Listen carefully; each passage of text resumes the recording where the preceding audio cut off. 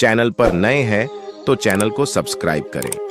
चारों युगों में कलयुग को क्यों कहा जाता है सर्वश्रेष्ठ युग? क्या है इसके पीछे की कहानी? सनातन धर्म में 4 युगों का वर्णन किया गया है, जिसमें कलयुग को सर्वश्रेष्ठ बताया गया है। चारों युगों में सबसे खराब माने जाने वाले कलयुग को महर्षि व्यास ने सर्वश्रेष्ठ युग क्यों बताया था? आइए विस्तार से जानते हैं कि महर्षि व्यास ने कलयुग को सबसे उत्तम युग क्यों कहा था। हिंदू धर्म में वेदों के अनुसार 4 युग माने गए हैं।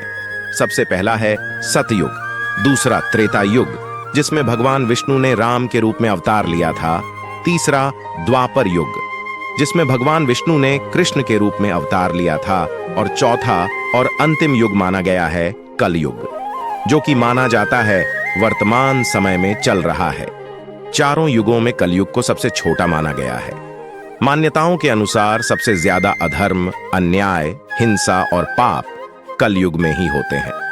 लेकिन फिर चारों युगों में कलयुग को ही सबसे सर्वश्रेष्ठ युग क्यों माना गया? इसके पीछे एक रोचक कथा है, आइए जानते हैं। कलयुग से जुड़ी कथा। विष्णु पुराण के अनुसार एक बार ऋषि मुनि आपस में चर्चा कर रहे थे कि चारों युगों में सर्वश्रेष्ठ युग कौन सा है। इस विषय पर सभी की अलग अलग राय थी, इसीलिए यह चर्चा बहस का मुद्दा बन गई और कोई हल न निकल सका। तब इस बहस के समाधान के लिए सभी ऋषि मुनि महर्षि व्यास के पास गए। महर्षि व्यास को ही वेदों का जनक माना जाता है। महर्षि व्यास ने ऋषि मुनियों की बात सुनकर उनसे कहा कि चारों युगों में कलयुग ही सर्वश्रेष्ठ युग है, क्योंकि सतयुग में 10 वर्षों तक पूजा पाठ, जप तप और व्रत करने का जो पुण्य प्राप्त होता है, वही पुण्य त्रेता युग में मात्र 1 साल के पूजा पाठ, जप तप और व्रत से मिल जाता है, और द्वापर युग में यही पुण्य मात्र 1 महीने के जप तप से मिल जाता है, जबकि कलयुग में वही पुण्य मात्र 1 दिन के जप और तप से ही मिल जाता है। इसलिए महर्षि व्यास ने कहा, चारों युगों में कलयुग ही सबसे श्रेष्ठ युग है, जिसमें मात्र 1 दिन की भक्ति से ही 10 सालों का पुण्य प्राप्त हो जाता है। तभी से कलयुग को सर्वश्रेष्ठ युग माना जाता है। कलयुग में श्रेष्ठ बनने के 4 कारण।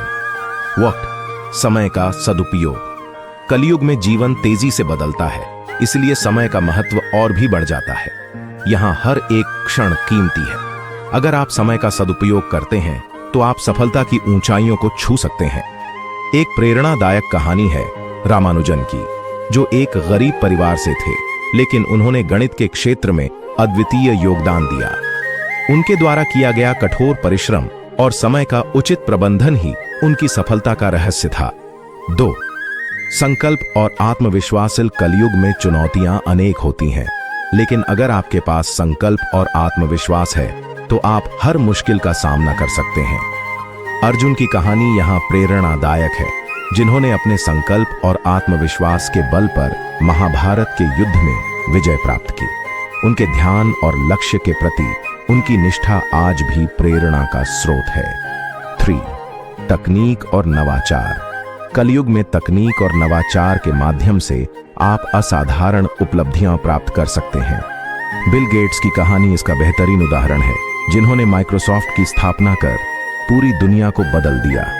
उनकी दूरदर्शिता और तकनीक का सही उपयोग उन्हें एक महान व्यक्ति बनाता है। 4. धैर्य और सहनशीलता। कलयुग में धैर्य और सहनशीलता की महत्ता और भी बढ़ जाती है। कठिन समय में यही गुण आपको मजबूत बनाते हैं। महात्मा गांधी की कहानी इस संदर्भ में उल्लेखनीय है। उन्होंने अहिंसा और सत्याग्रह के माध्यम से भारत को स्वतंत्रता दिलाई। उनके धैर्य और सहनशीलता ने उन्हें एक महान नेता बनाया। प्रेरणादायक कहानी। एक गांव में एक किसान रहता था, जो अपने खेतों में कठोर परिश्रम करता था।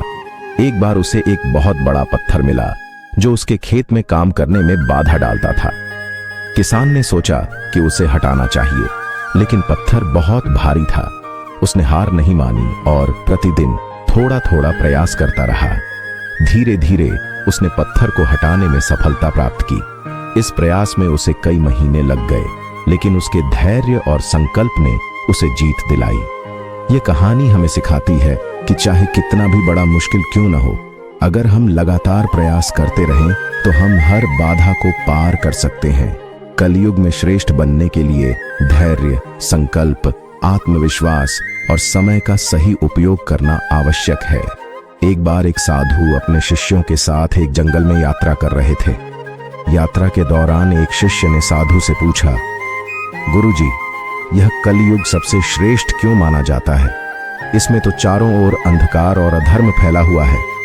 साधु ने मुस्कुराते हुए कहा, शिष्य, एक कहानी सुनाता हूं जिससे तुम्हें उत्तर मिल जाएगा। एक समय की बात है, एक राजा ने अपने मंत्री से पूछा, कलयुग में ऐसा क्या है जो इसे अन्य युगों से श्रेष्ठ बनाता है?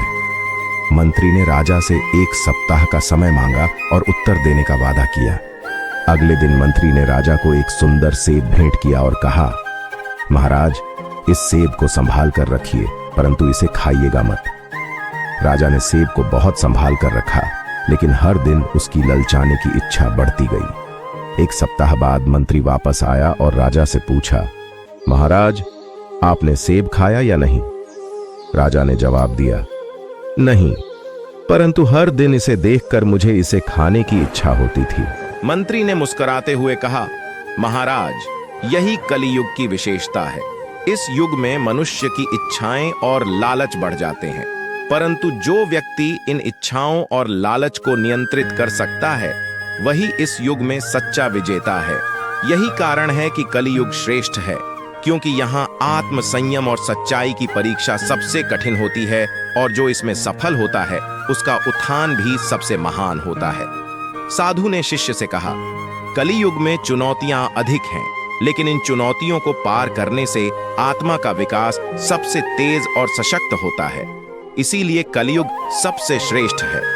शिष्य ने इस बात को समझा और गुरु के चरणों में प्रणाम किया, यह जानते हुए कि हर कठिनाई में एक अवसर छिपा होता है। कलयुग श्रेष्ठ क्यों? प्रेरक कहानी। बहुत समय पहले एक छोटा गांव था, जहां 4 भाई रहते थे।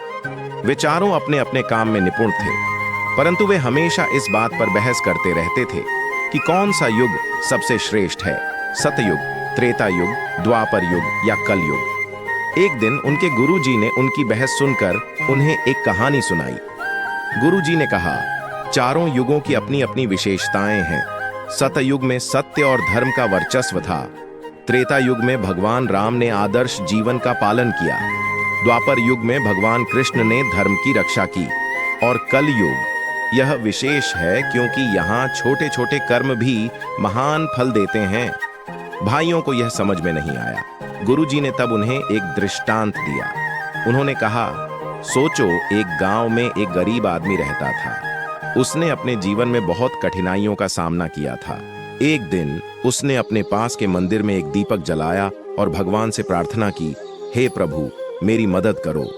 उसकी इस छोटी सी भक्ति से भगवान प्रसन्न हो गए और उसकी सभी समस्याओं का समाधान हो गया। उसने यह सब बिना किसी बड़ी तपस्या या बलिदान के पाया। यही है कलयुग की महिमा। यहाँ छोटी छोटी भक्ति और अच्छे कर्म भी तुरंत फल देते हैं। गुरुजी ने समझाया, कलयुग में लोगों के पास समय कम है, धैर्य कम है, परंतु भगवान इतने कृपालु हैं कि छोटे छोटे कार्यों से भी वे प्रसन्न हो जाते हैं और भक्तों को महान फल प्रदान करते हैं। इसी कारण कलयुग श्रेष्ठ है। भाइयों को यह बात समझ में आ गई कि प्रत्येक युग की अपनी विशिष्टताएं हैं और कलयुग में भी अद्वितीयता है। वे सभी प्रेरित हो गए और उन्होंने संकल्प लिया कि वे छोटे छोटे अच्छे कर्म करेंगे और भगवान की भक्ति में लगे रहेंगे। सीख इस कहानी से हमें यह सीखने को मिलता है कि चाहे कोई भी युग हो, भक्ति, प्रेम और अच्छे कर्म हमेशा महत्वपूर्ण होते हैं। कलयुग में विशेष रूप से छोटे छोटे अच्छे कर्म भी महान फल दे सकते हैं। इसलिए हमें हर पल अच्छा करने का प्रयास करना चाहिए और भगवान की भक्ति में लगे रहना चाहिए।